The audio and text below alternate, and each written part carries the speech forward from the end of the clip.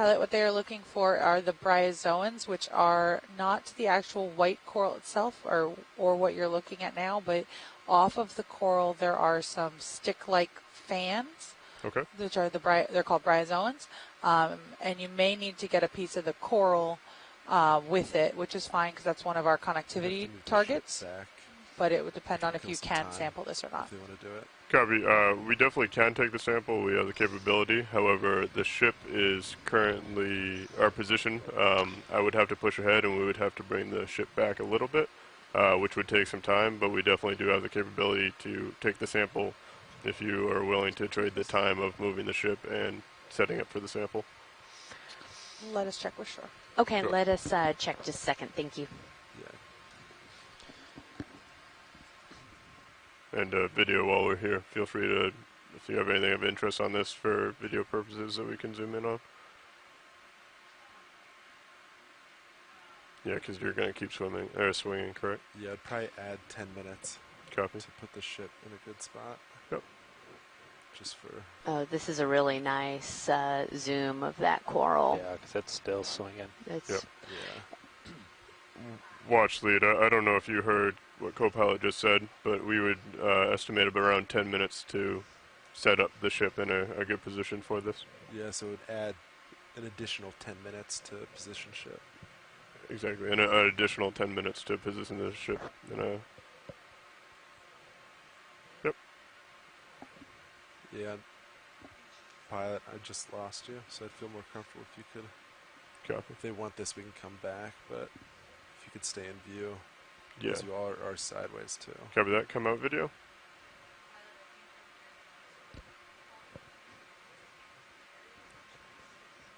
Yes, definitely. So we are going to take a mental note of where this is, and Navigator's going to drop a target on the HIPAC map, and then I'm just going to pull into Sirius's view, and then we can backtrack if it's deemed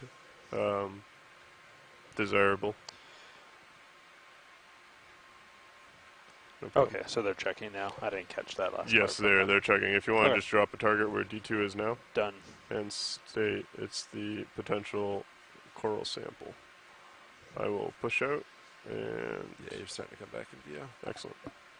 So I think we should be settled in a minute or two. Okay. But yeah, we just have to backtrack, which we try to avoid. Yep. So. all right. So, so yeah, we're gonna go ahead, and the ship was in the process of moving, so it was going to take some additional maneuvering to try to take that specific sample, but we will definitely try to get a bryozoan sample along I'll push this out then. dive. Sounds like we're passing. Copy that. Okay. That being said, let's now that we made that 50-meter move, probably drop it back down to 30 just in case we do come across the sample that is of interest. We'll have a little bit more flexibility on Copy that. stopping and grabbing it.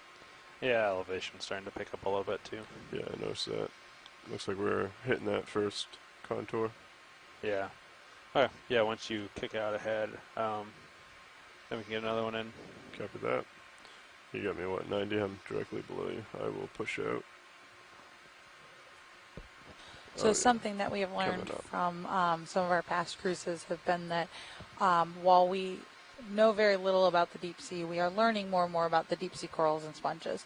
There's still a lot that is unexplored there, but we're learning that. One of the things that is still very unknown and unexplored is all the little animals that live on the corals. These are commensal organisms or associates that live very closely in these communities and provide a lot of diversity to them, but we just don't know much about them. Right. Yeah. And that's really important to know these, like you're saying, the entire coral community, because it is a much broader ecosystem than just an individual coral or an individual sponge or something like that that's sitting there. So we're also starting to see a lot more of these kind of It's about 4 or 5. Copy that. dark spotches. So again, these are probably some 30, and then some kind probably do the last of for rock this. outcrops that are being Shift. encrusted Sounds good. some of the stuff Okay. that's precipitating Well, out good. of the Okay. seawater. And we haven't seen these at our other dive sites either. Bridge, this is ROV nav. Like to get another move in, range 30 meters, bearing 225, speed 0.2 knots. Good copy. Thank you, Bridge.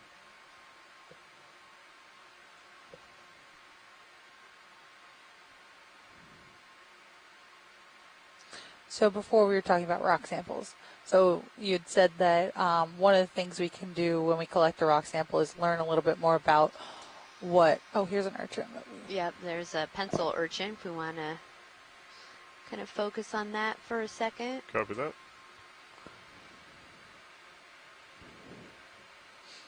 All the bio getting in the way of your rocks. I'm sorry. Oh no, that's the rocks don't go anywhere. Which I guess a lot of the bio here Go ahead, doesn't video, move come either, in. but On the pencil urchin. Coming down with the camera. yeah, so we've And seen a by few of down. these. They're Oh. not nearly as abundant on our dives as we've seen with some of the other types of urchins. You can see why we call it a pencil urchin. Urchins are echinoderms. So the echinoderms have kind of the 5 segmented main body parts, and we have all of these spines that are coming out of it here. And then it also looks like there's in the kind of up on one of those spines attached to it is a little barnacle there that has its feeding tentacles out, and you typically That will Max see a video. lot of these barnacles that are attached to these other organisms that allows them to really get into the current and feed, as opposed to, you know, if they're just attached to a rock or something like that. It looks like he's trying to move a little bit. So, yeah, that's great, pilots. Thank you so much. Copy. Feel free to come out, video. I'm going to come off the bottom.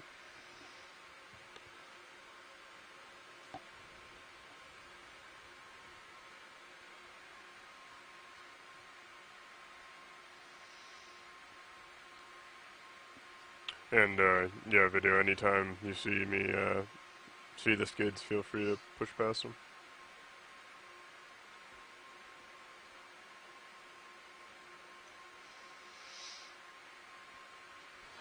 All right, we're going to try it again.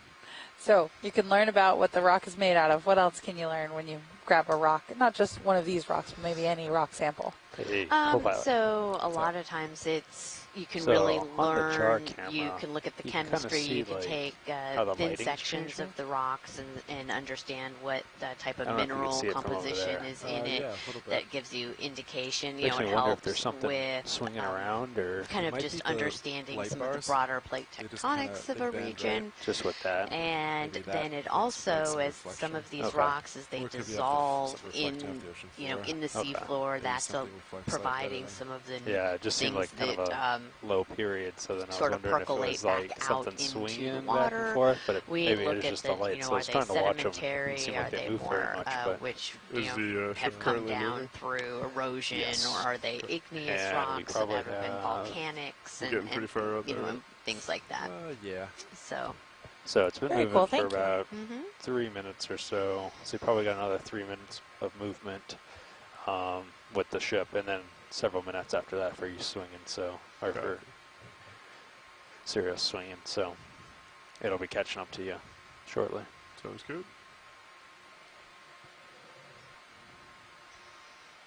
Yeah, so I'd say the rubble is getting a little thicker as we're getting kind of closer to the edge of that scarp. Still not seeing a whole lot of large coral samples.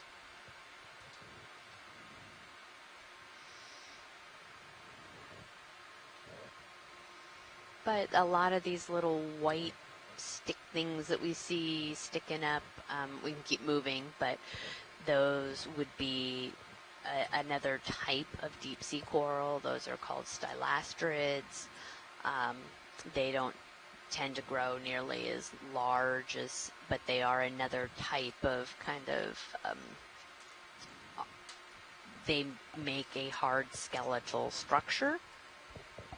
So as a paleoceanographer, those types of corals are really important to us, because when they die, just like we're looking at all of the skeletal material that's lying here, we can take a piece of this, we can try to look at the date of it, find out how old it is when it was living, and then understand the ocean conditions in which that organism was living in. So just, seeing all of this and seeing where you have modern live samples and then kind of correlating that to where you have the dead stuff is important for a lot of the work that I do.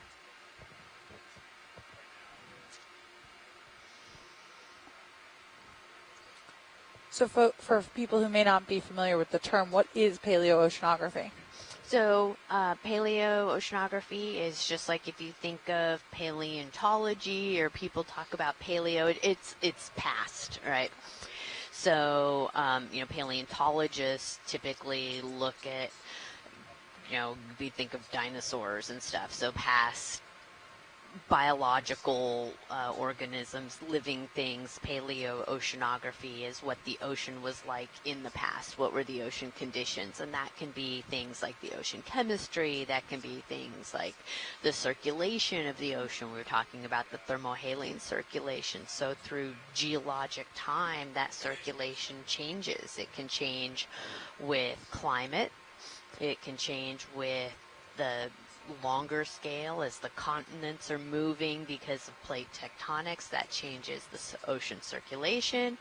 And a lot of paleoceanographers are also, you kind of do paleo-ocean, paleoclimate, because the ocean and the atmosphere are so closely tied together.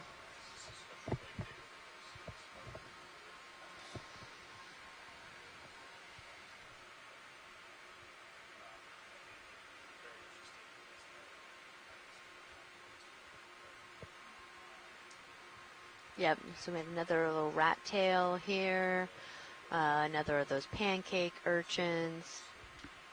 And as Chris Ma was telling us yesterday about the pancake urchins, that we don't tend to sample those because they have poisonous spines. And so we appreciate the fact that they don't ask us to get those. There's a little soft coral there, octocoral. In the lower left. Yeah, so can we stop? Oh, and there's also another one, a little fan type. Right below lasers here. now. Great, thanks. We can get stabilized and take a closer look. Oh, I'm sorry. So kind of right in the center of the screen now, right on either side of the lasers. Copy. Thank you. Go ahead, video.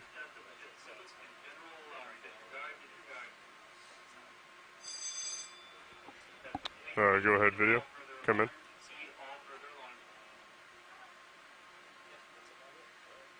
Okay, starting off with the one on the right.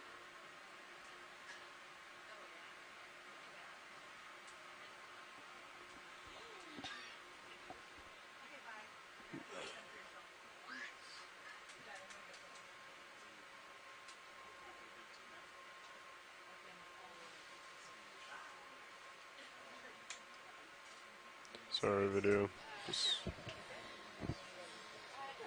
So this looks like an octocoral.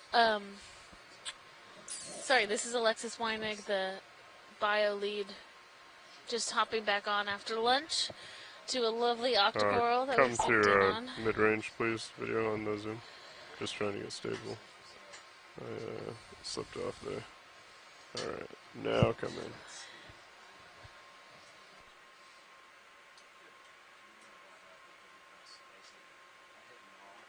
Come down. Thank you. I believe this is a plexaurid. I'm not sure about genus.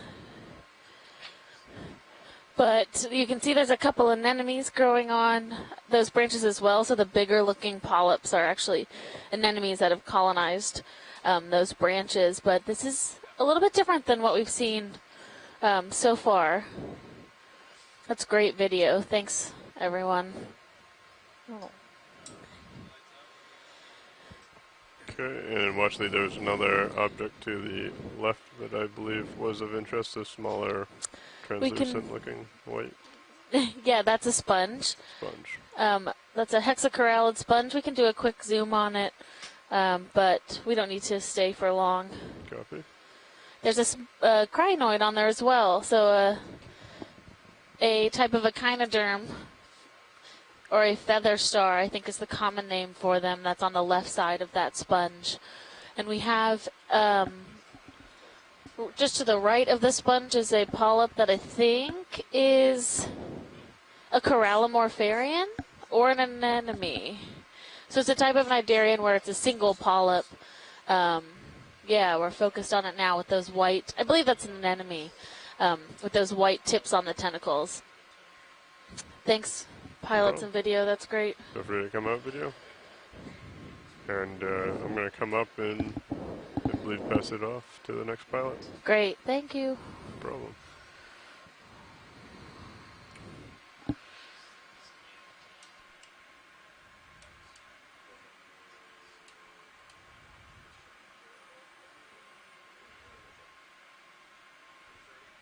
Just floating off my screen, Lars.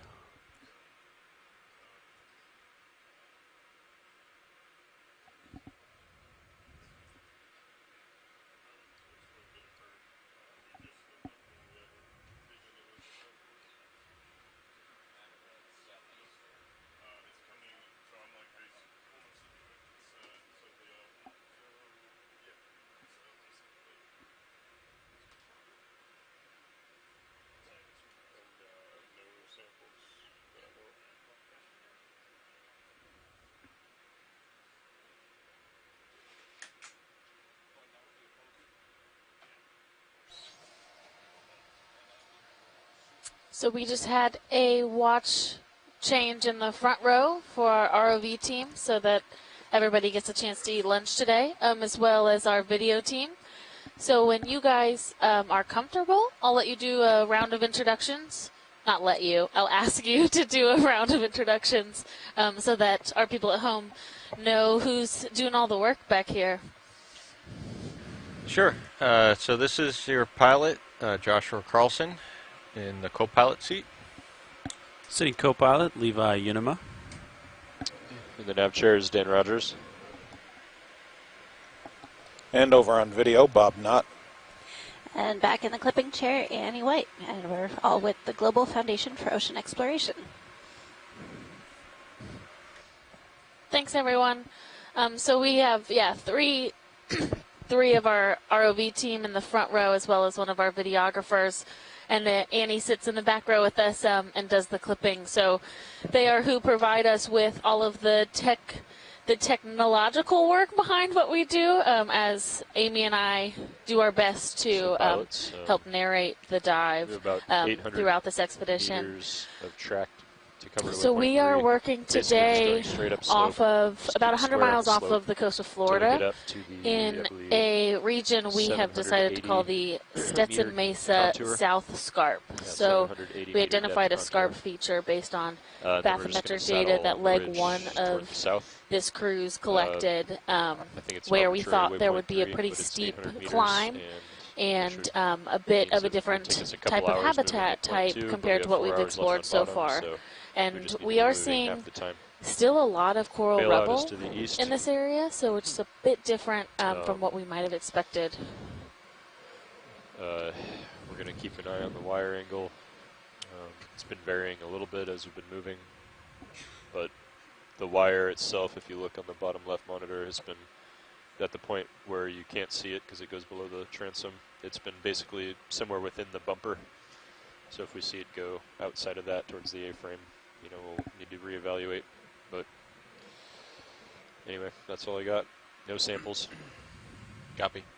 Copy, no samples. So watch lead, just let me know if there's something here you want to a zoom on. We're just going to sort of move along here. Great, we'll do. Yeah, we'll keep moving. I think it's going to get a bit more steep as we continue to approach up this, so we'll be interested in that steep slope.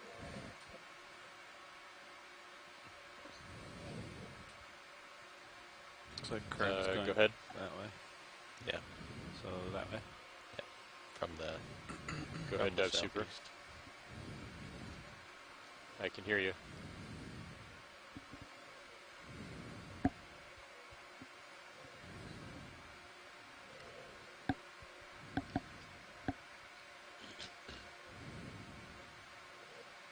Copy that. Everything looks fine for now.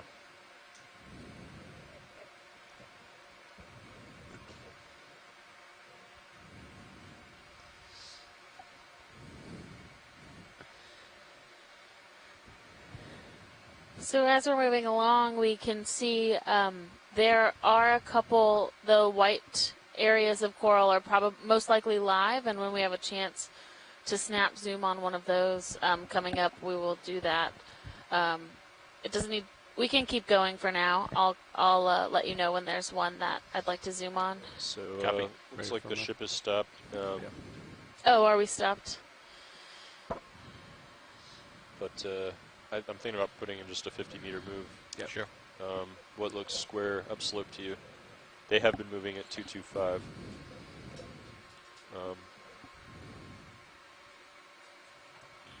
Yeah. Which is about what HiPAC says. I think that's good. D2 agrees, and we'll Yeah, stay on that's that. what the sonar is saying. Okay. I'll do 50 meters, 225. Copy. And we have a couple shoreside scientists that are working with us today in our chat room. Yeah, we'd like a ship move, please. We have 50 meters, that's 50 meters, bearing 225, speed decimal 2 knots. That's a good copy.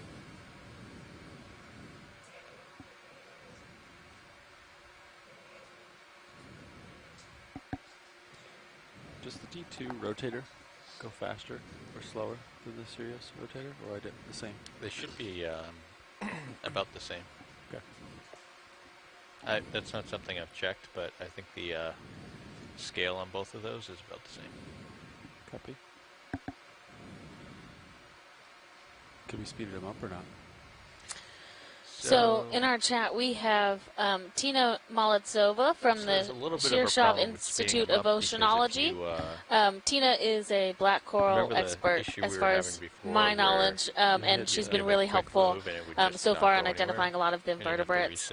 We have Megan McCuller from the North Carolina Museum of Natural Sciences, and she's also helped with a lot of these invertebrate IDs, as well as specializes in bryozoans, which we see sometimes when we're down here in the deep sea. That's 10% command. Adrian Copeland is with the NOAA Office of Ocean Exploration and Research, and she is our web coordinator for this expedition. So all of your questions that are going on our Facebook page or Twitter or Instagram, she's compiling those to help relay them to us on the ship so that we can do our best to answer those for you guys on air. If we can take a zoom on that white coral that's coming into the center, that would be great. Copy that. And we have Chuck Messing with us, who is at Nova Southeastern University, also very helpful with invertebrate IDs, and is a crinoid expert. So he is helping us to identify most of those crinoids and give us some of the background on them. Are the back pole lights not on? Looks like those are off. Oh, they're on. It's just the aux is kind of blowing them out. Watch lead, this is Nav. Go ahead, Nav. Just want to let you know that we have traveled another 100 meters. Okay, thank you, Nav.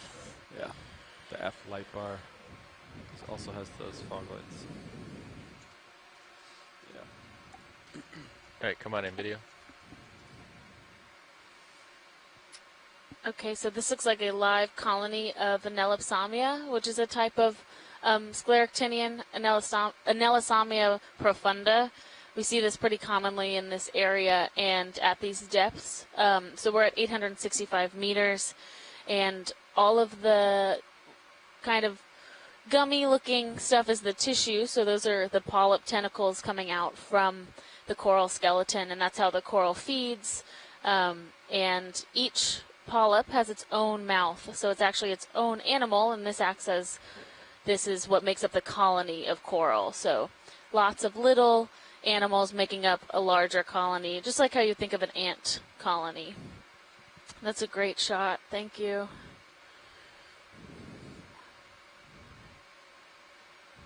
And these look like pretty happy, healthy corals, so to see all the polyps out and extended is a good sign. It means that those polyps are active and feeding. When you're good video.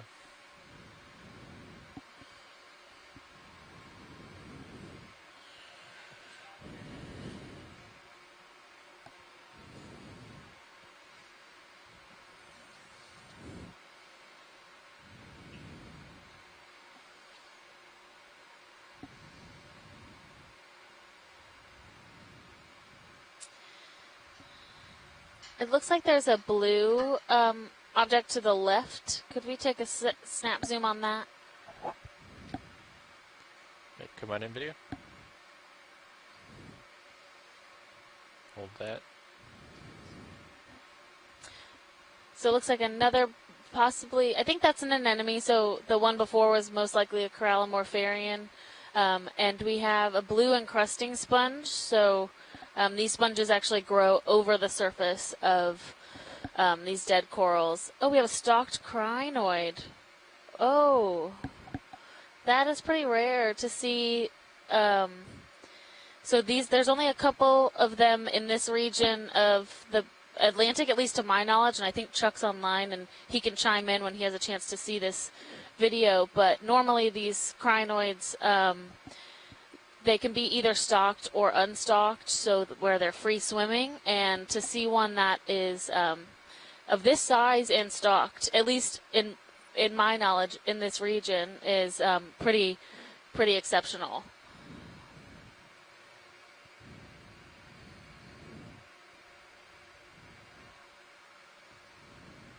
So if we can get some nice video and of this, that would be really great. Come on in tight.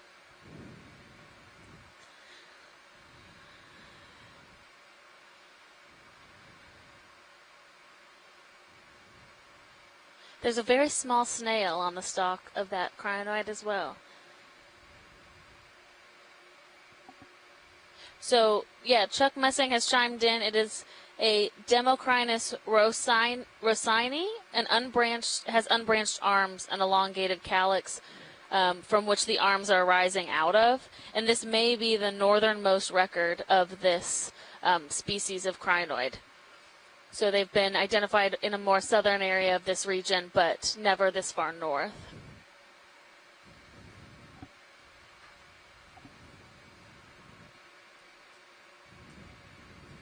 And the snails are eulimid parasitic snails. So parasitic to me means that they are likely feeding off of or parasitizing this crinoid.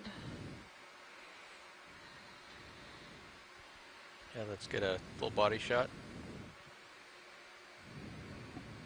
Full specimen shot.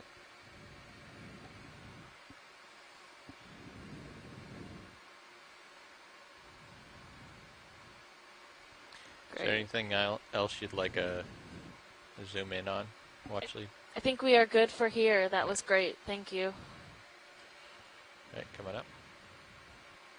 Yeah, that's exciting to see. Again, these stalked crinoids are pretty rare, and I've been out here a couple times in this region and have not seen one of that size.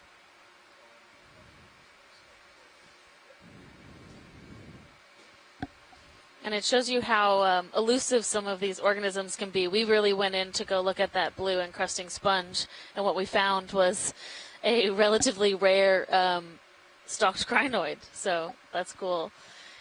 Can we get sorry to stop you again, can we get a snap zoom on this coral too? Sure, come on in video.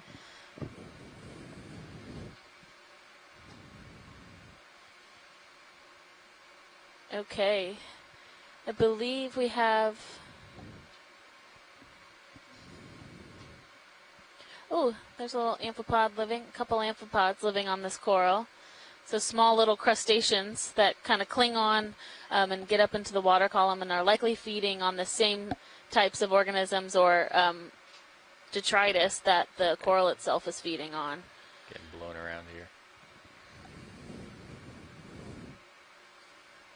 There's 2 corals here. So the yellow coral on the bottom is a different species from the white coral. Maybe 20, 30? And the about 35 more meters in. feathery-like ones are actually Come on in. hydroids. So those are not corals, but in the little more. same phylum. And yeah, Tina, I Right, agree come on with in, you Bob. that I do think that the white one is a primnoid, which is not one that I've seen before in this area. So that's really interesting. I wonder which direction the polyps close, because that can be indicative of the type of genus. Oh, wow. Oh, actually, that might be Is that a shrimp? I thought it was just a stray vector. There's 2. Oh, yeah. I'll just So let there's the 2 of ship them and they're facing stay each other. stationary once it stops for What are a minute or they, two. Casey? Do you know? Copy. Oh, there's 3. There's one on the hydroid as well. They're, I think, Are they oh my god, I can't remember what their name is. They're super interesting looking. Yeah, if we can get even a closer zoom on one of those. Is that Max? Okay, that's great. Yeah, that's Max. Is it a type of isopod or amphipod? Okay, we think that it is a type of amphipod, but the structure, the antennas are really... Yeah, so you can see it's almost like it's think I've ever so seen that segmented, before. and then you can see half of it is sort of standing up. Yeah. Thanks, Bridge. That's so Move is cool. complete. Yeah, That so was- Chuck Messing says they are a type of isopod. Isopod, okay. Profile copies. We're complete. But really, yeah, Megan McCuller says, what the heck in the chat? Yeah, Megan, I'm right there with you. I've never seen these before, and they are really cool. For our short team, is this something to consider sampling? Yeah, so short team, if you want to weigh in, if you think that this is something interesting, or if we took a clip of the coral, so we had the coral Yeah, and the ready to rock. Is it copy? and the isopod, Get you into canister 2. or it is definitely a candidate for the suction sampler. I think that this would be an interesting collection. We'll let Are they the talking short about team the have a silicone? minute, but Oh, this is something that I don't think we get to see a lot. Yeah, It really yeah, shows you right. how Once you settle that, powerful Levi. the cameras are here. Absolutely. Come And out. how yeah. come really out. incredible Let's it come is. out, that Bob. Thank you. Look at how tiny they were compared to The lasers. The lasers. Yeah, which are That's- 10 centimeters. You want to help me keep an eye, Dan? Sure. Serious. Yeah, Okay. I'll put it up on monitor 9.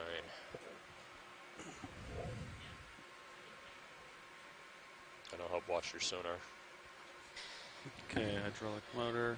Pilot, this is watch lead 1. Yep, go ahead. Go ahead. Watch lead. Do you think we could collect here? Yes.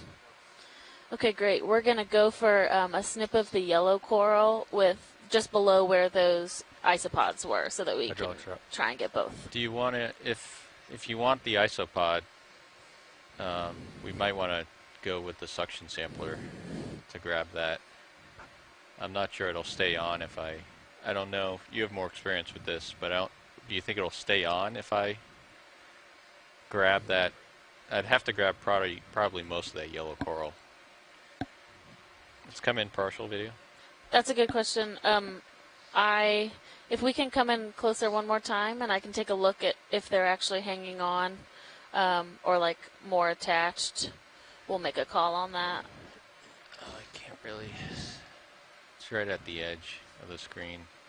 Come out a little bit. I think I saw little legs The holding Plexide. on. I can reposition. Thank you. That would be helpful. Josh, Sirius. Sirius is moving. I'm looking back all the way. I got you in Titan. Kind Do of we? closing in on that 12.5 meter sonar contour, Levi, just so you know. Yeah, right here.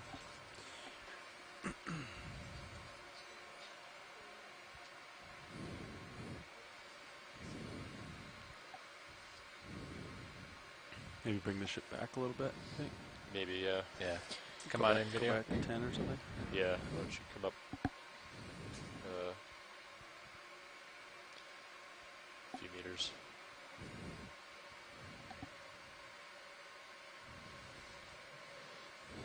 Yeah, that should be fine there.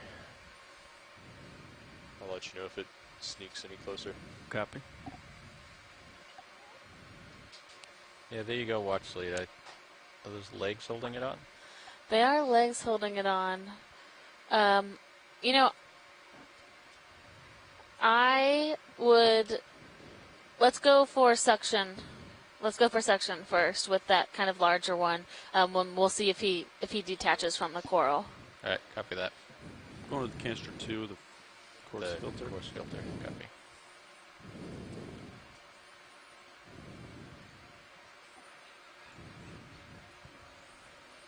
So we are going to attempt to suction sample these isopods that we have just seen clinging on to that yellow plexaurid octocoral. We think that if we were to try and collect the coral with the isopod, that the isopods could potentially swim away. So we'll see how the suction sampler works for us. Do you want me to open up any bio boxes or just leave them all closed? You can leave them closed for right now. Yeah.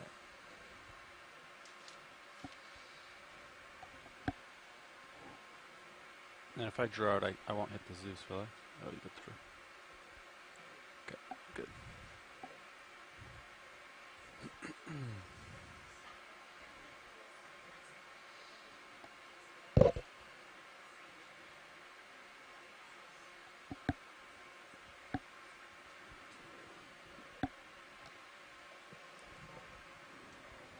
You're just off my Zeus, but I do have you in Titan. What's the grip force we've been using on the 4? 4? Yeah, I've been using 4 or 5.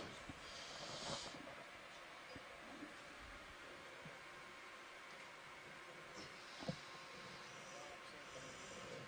think it's starting to settle out, Levi. Okay. Still sneaking in a little bit, but... Yeah, because we're off the Sirius's camera right now. Yeah.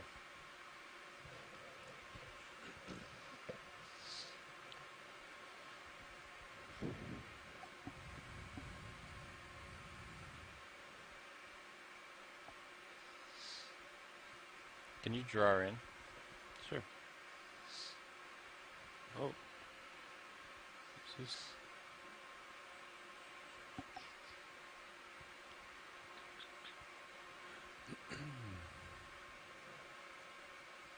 All right, let's come in on the Zeus here.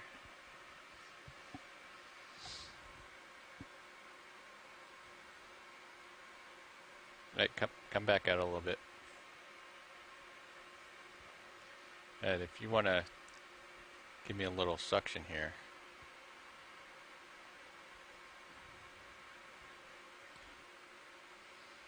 Okay. That's about as low as I can go. Yeah, a little more than that. Increasing. 700.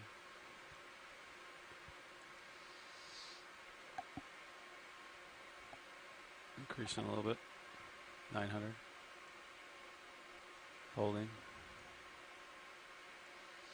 Increasing.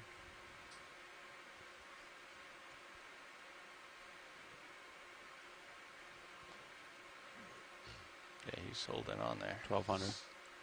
We might have to clip this guy.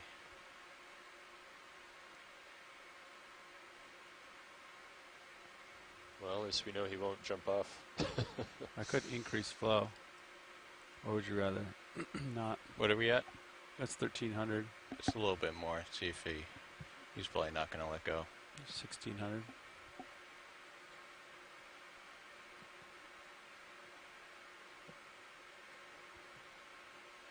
There you go. Give it a vortex. Oh, he's not letting go. Come on, yeah.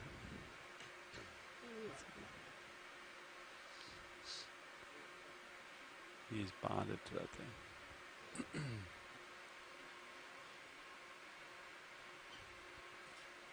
Yeah, I think we're good. I think we might have to clip it. Alright. Let's come out. Let's kill suction. Can we draw out?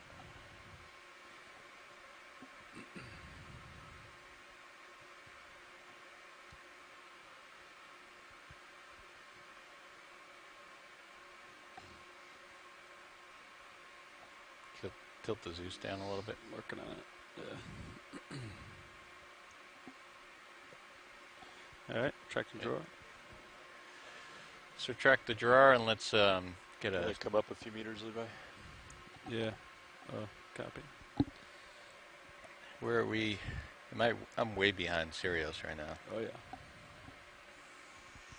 Back here. That's good. Right Can there. you prep a bio for me? Track. Go port side. Let's come in on the Zeus, please. Alright, hold that. I might just have to grab this whole thing here, watch lead. Okay, so just at the base of all of those corals? Yeah, I don't know if I can get... It's a very small coral here. Yeah, I understand. So yeah, that's fine. We'll take all those samples.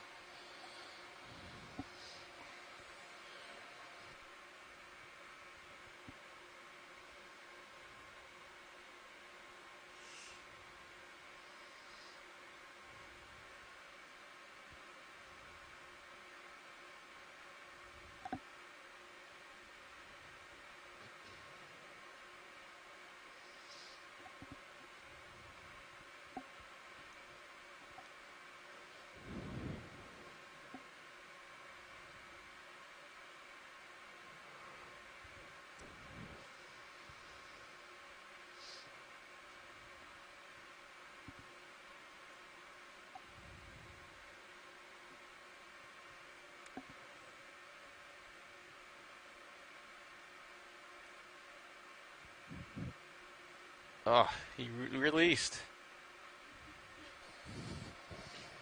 I think there's a couple of them on there, so I think we should be able to come up with at least one.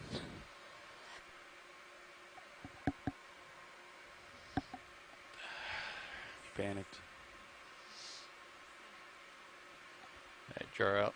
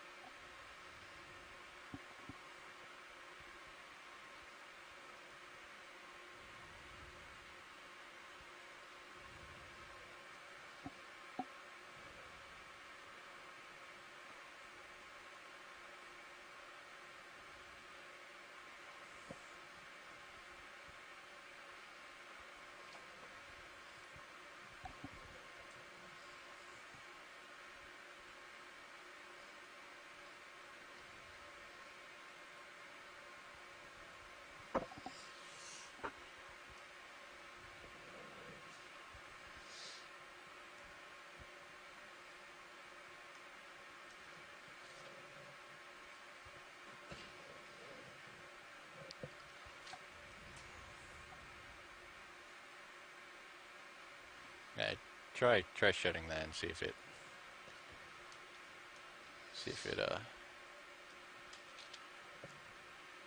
goes in.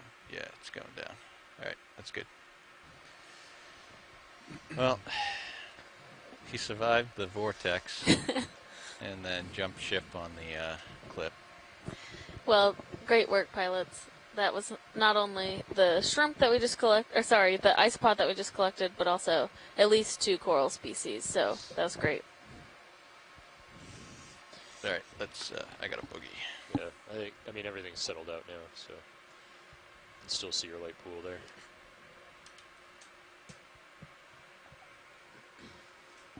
I got you in my Titan. Over here.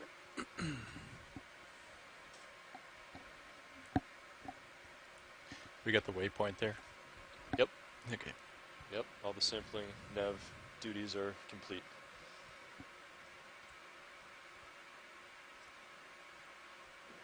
Yeah, you can really see the Sirius Spot. light pool. Little spot up there.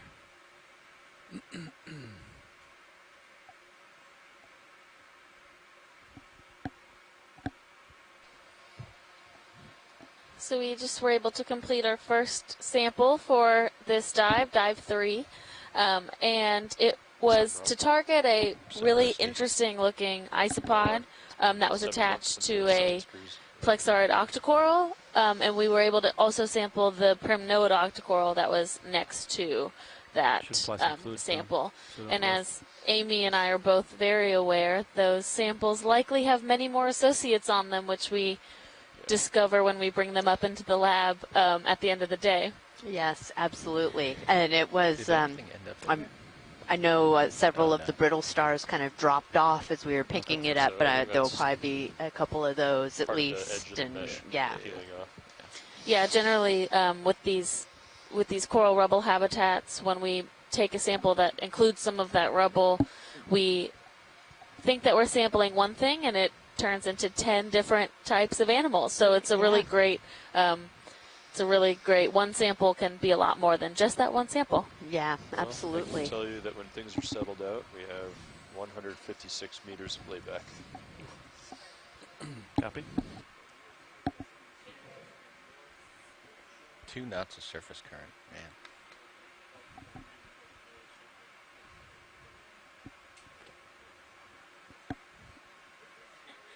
Well, we'll get our piloting skills back up to snuff. Yeah. There's a ship out there. Look in the wire cam. Oh. Contact. Dead astern.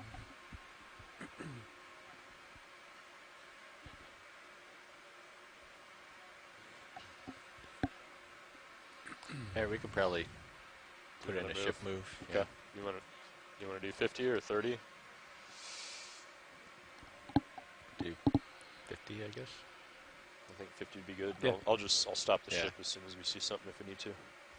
Copy. Let's do 50. Yeah, I think they probably want to get to the top. 225. Which you're still lined up on. Kind of a different type of Bridge, ROV coral dive. rubble than we've been seeing. Like a ship move, please. Yeah, it is. It looks a little more white. 225, speed decimal 2 knots. We don't need to spend too much time video in ROV. We'll just keep moving along. That's a good copy. That's a good copy, watch lead. We're just waiting for the ship to start moving again. Roger, sorry. Are these burrows? Oh, they might be. Let's do a partial here video. Okay. Or just kind of carbonate outcrops that have the sediment and rubble. Yeah, that's what it looks like. I mean, yeah, something probably was digging in there at some point, but You have my dogs off. Can I disable the HPU? Yeah. Oh, turn up. Yeah, yeah.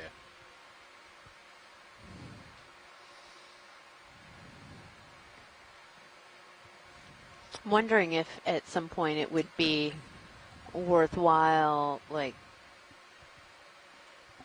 kind of trying to grab, you know, a rock sample, but also kind of dig in and just to be able to see how either loose or consolidated all of this is. Yeah, I think, and that's a good note for us today to keep an eye out for a rock sample. Yeah. We haven't had any on the last 2 dives, but there might be some more loose rocks today. Yeah, exactly.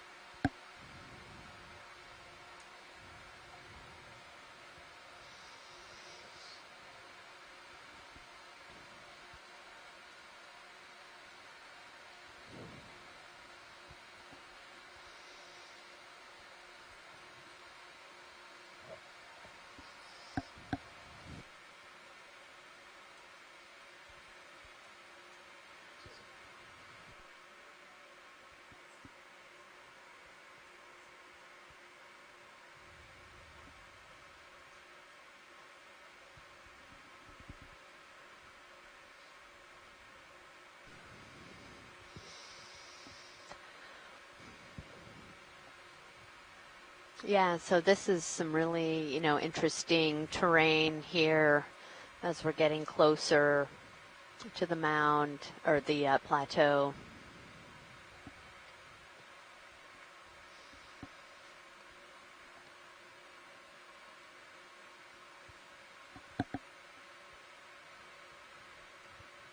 so much of what we see on the bottom, as we were talking about before, is influenced by, you know, the currents. It's influenced by the local geology.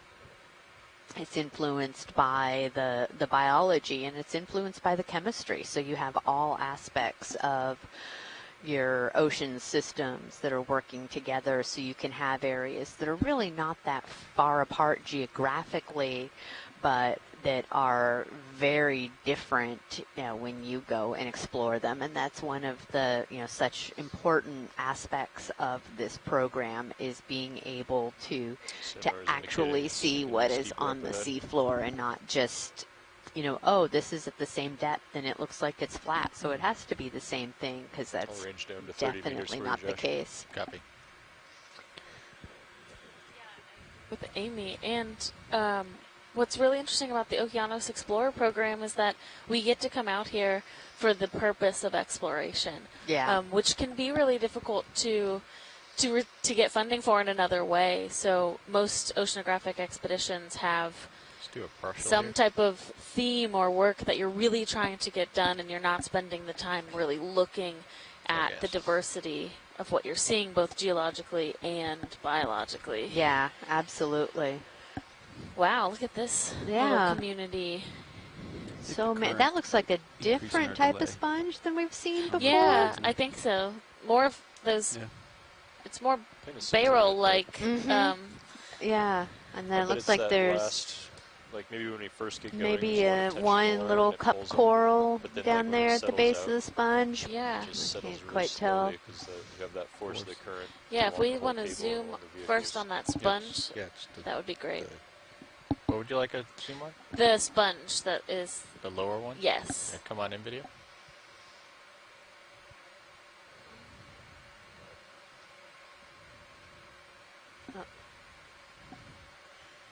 Oh, yeah, look at that. They're so intricate. They really are. Wow. Looks like there's a crinoid on the side of one of those barrels as well. well. A little juvenile. Yeah, there's a couple of them. It looks like even up at the kind of the top of the screen there. And that's, you know, you zoom in and you find all of the juveniles of these things that are... Come on in.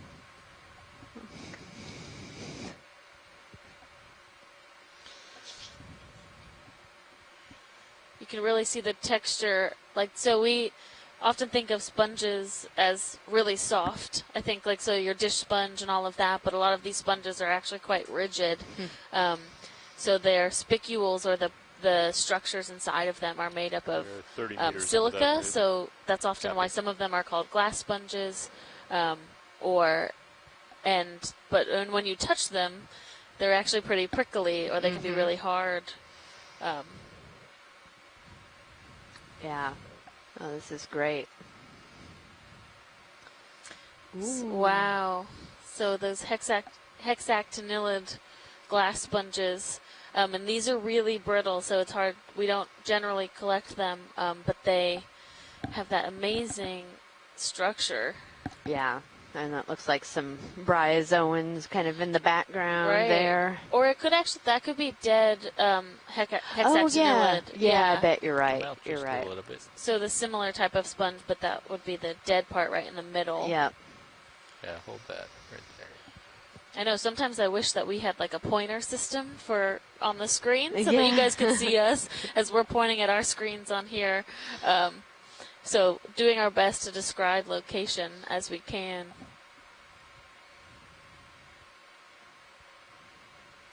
That's a really great image. Just the detail. I mean, the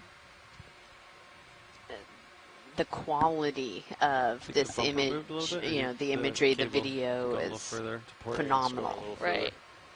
And so Chuck Messing from Nova Southeastern says that these might be Afrocalistes. Kind of right on the edge. I think it's okay. If that is close to the correct pronunciation, hopefully. Tony said it had been varying within the width of the buoy, so. That's how I would say it. Right. Okay. Let's come on out video. Looks like Sirius is moving a little bit. Thanks, everyone. That's beautiful. Okay. And I think we've seen, we're not zooming on them, which is totally fine, but we've seen some more sargassum again. So we saw that on the first 2 dives as well, where you have the, sorry, reading something. You have sargassum on the surface of the ocean, which is a seaweed that essentially floats around, and as it dies, it accumulates water and it sinks to the bottom. Let's do a snap right here video. Here's a snap zoom on that. And then you see, yesterday we saw an urchin actually feeding on that sargassum. So it's really interesting to think about that surface. We often think about surface productivity in the sense of phytoplankton or small photosynthesizing organisms, but to think about that on a macro scale and that floating down to feed these systems is interesting too. Yeah, it really is. But it's just a reminder that, you know, even though this is really deep and there isn't a lot of primary productivity here, you still have these systems that can be quite diverse and robust that are below that highly productive area. Yeah. So our Gulf Stream is highly productive. So you have all of that growth, and as it sinks down, it's a stock sponge. Oh, that's very cool. Yeah. So, oh wow, look at the intricate part of the stalk, just those long tendrils, yeah. And it must be able, we have to think about how strong those must be for that sponge to be able to sustain when there is high current in this area, even if we're not experiencing too much of it right now. Yeah. Wow, that's great. That is beautiful.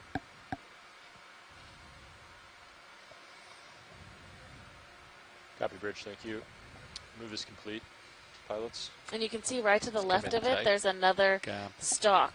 There was another sponge stalk that was dead. So at some point, the ball part of the sponge must have popped off. Track. And that would give you just that stalk being left. Wow, those are so cool. I know. On the USBL? Yeah. How far have I moved? I guess I don't know. It reminds me of rope. Yeah, you know? yeah, like a really fiber optic cable. Yeah, yeah. Wow, that's outstanding. I've never seen this style before, have you? And then what is that kind of? I think that's a crinoid down there. Oh, okay. Attached underneath. Okay, gotcha. Things like that. Okay, it's coming out. Losing my. That's cool looking. That's really cool. Okay, just come in tight again. Is that what you're talking about? Yes, right to the left of it is that dead one.